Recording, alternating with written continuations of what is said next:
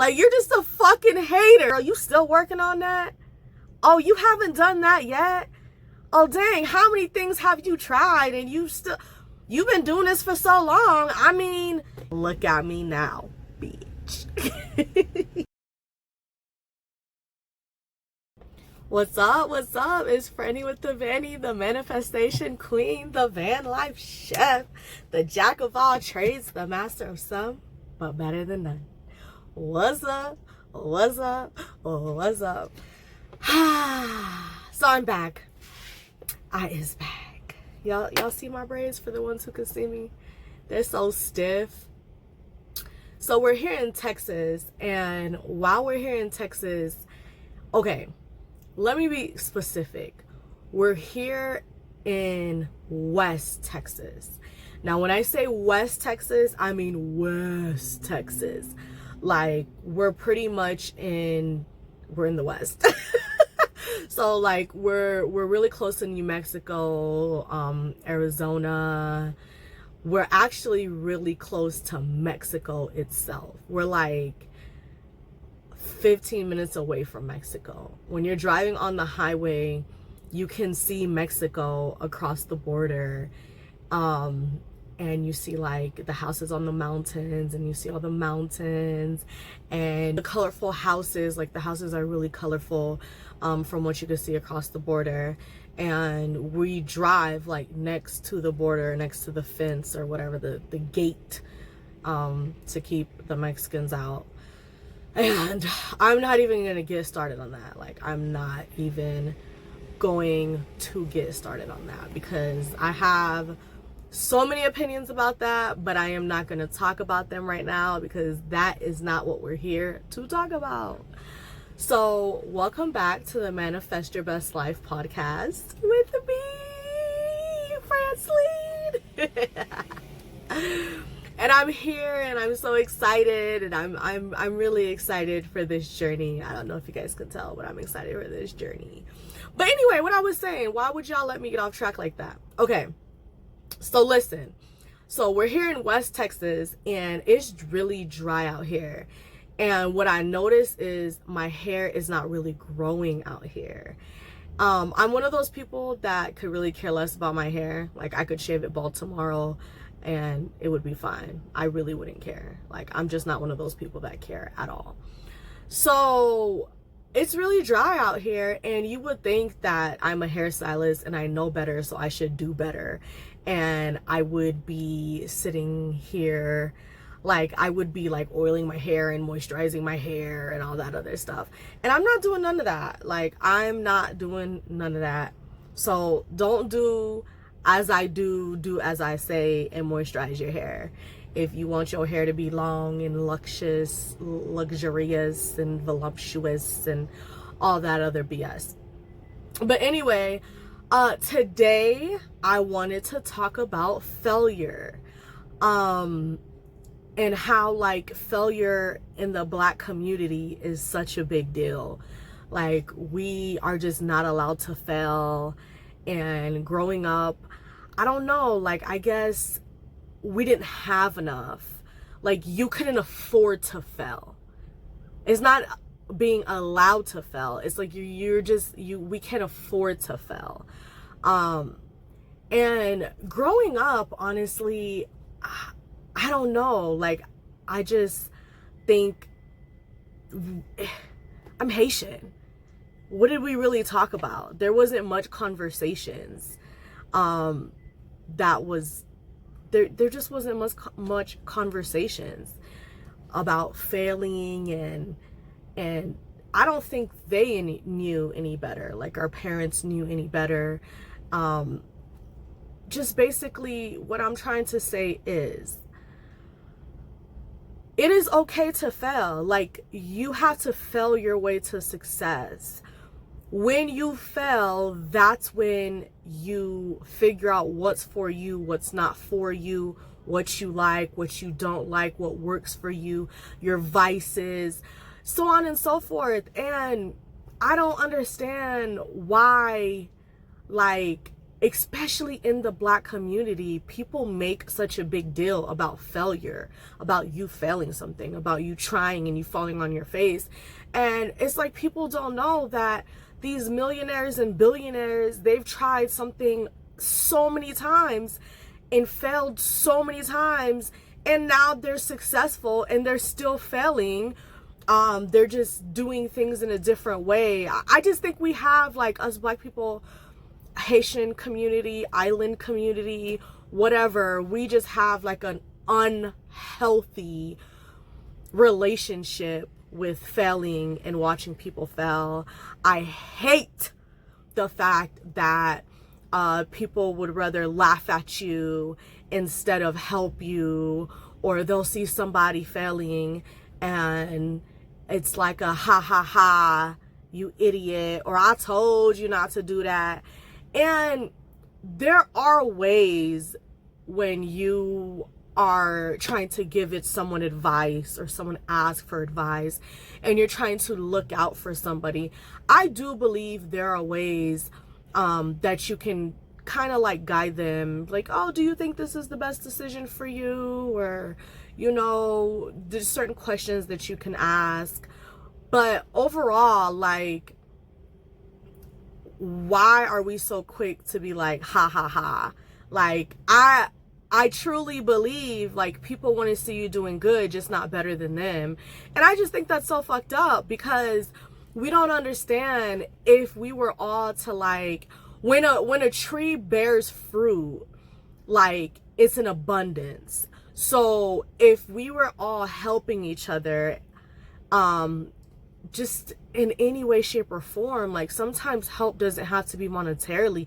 Most of the time, help doesn't have to be monetarily. It's a, hey, I see you doing good, or hey, I see you trying, congratulations, good job, I got you, I'm supporting you, I'm watching you. It doesn't have to be, oh girl, you still working on that? Oh, you haven't done that yet? Oh dang, how many things have you tried and you've been doing this for so long? I mean, you might as well just, it's like, damn.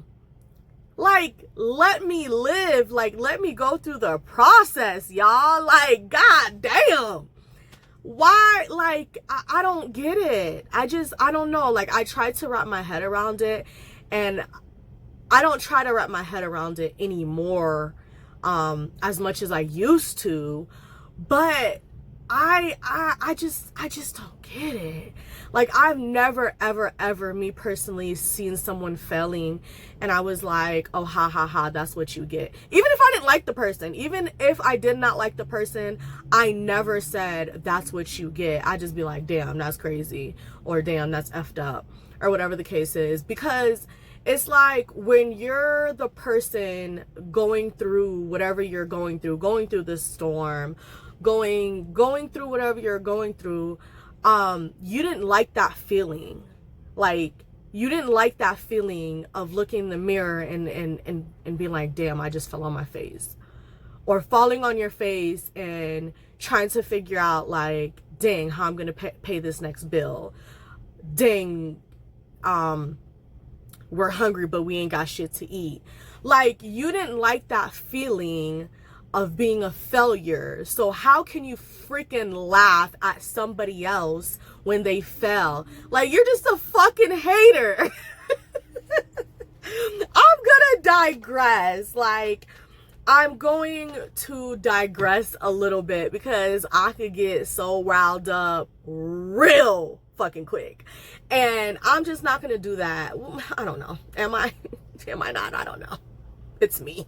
I may not, who freaking knows. But yes, failure. And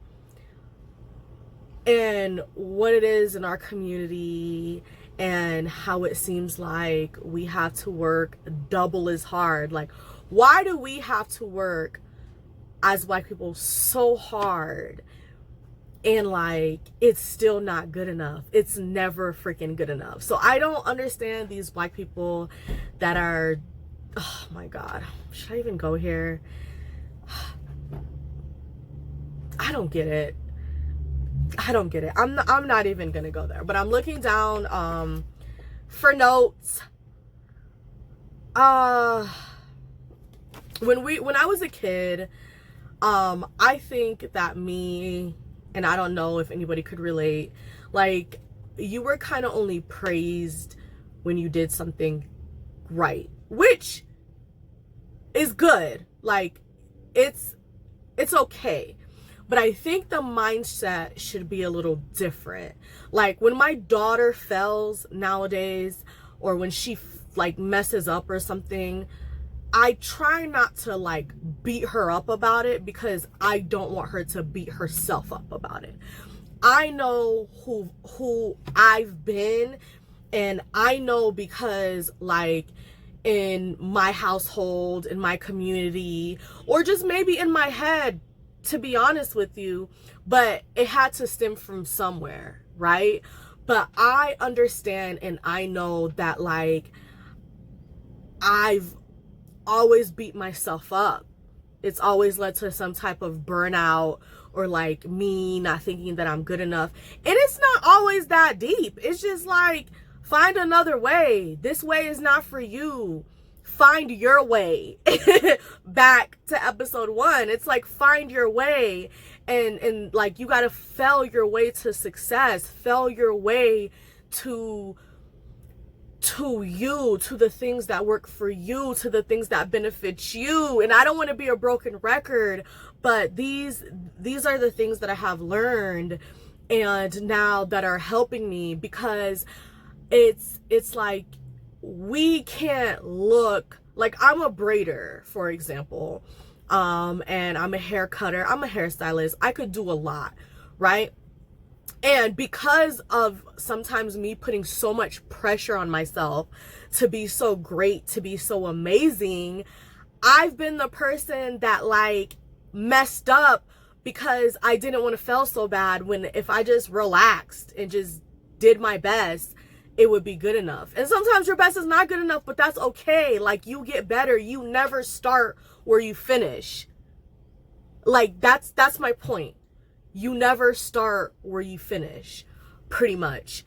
And I just wish we would know that. So going back, because I'm going on a tangent, but going back to like when I talked to my daughter and she's failed at whatever the heck she failed at, I try, because it's hard to be a parent. It's frustrating, and it's just hard to be a parent. So, but I try to tell her, like, it's all right, you got it, like, you'll do better next time, or you're good. I try not to shine so much light on the failure, and just to be like, you know, you can do it, like, you can do better, or maybe this just isn't the way. And that's just what I needed when I was a kid, so that's what I just try to be as an adult to my child.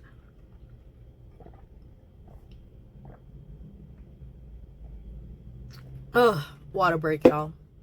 So it's like, I feel like I kind of went over these topics a little bit, but I just think, like, yes, you should praise yourself when you win, or you do something right, or your kids do something right. It shouldn't be like overly praised. I've learned, like, you should ask them, instead of me saying, oh, you did a good job, or that's good, or whatever, I should be like, oh, how do you feel about that? Like, how does that make you feel? Because it turns it back to them, and it turns them back to learning how to deal with their emotions. And for them to learn, like, to have a healthy relationship with failing, basically, you know? So yeah, that's the gist of that. And I just know, like, now I'm starting to have a healthy relationship with failing. And because, okay, so when I was 24, I got into this business, and it was leadership team and development, and I had mentors, and we would read all these books, and we would read this, and you talk to all these successful people. I listened to motivational videos, and like, in everything, and like everything that I listened to, all these millionaires and all these billionaires and all these people that are living their dream lives, like, they failed so many times. So, like, okay, here's the real question. how to have a healthy relationship with failing. Understand that it's just there to get you to the next level.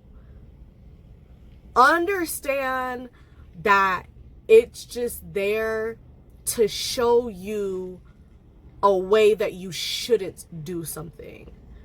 Or it's just there to show you there is another way, there's another path. Or it's just there to show you you can keep going. You could keep going. Because like sometimes I think, I'm not going to say I'm going to say that I think that like just because I do things right 2 times, like everything should be perfect now. And it's like, no, success, like you gotta put in some work to be successful. You heard? You have to put in some work to be successful. And what I'm learning is success will come to you when it's the right time to come to you. You can fail your way to success. You will fail your way to success.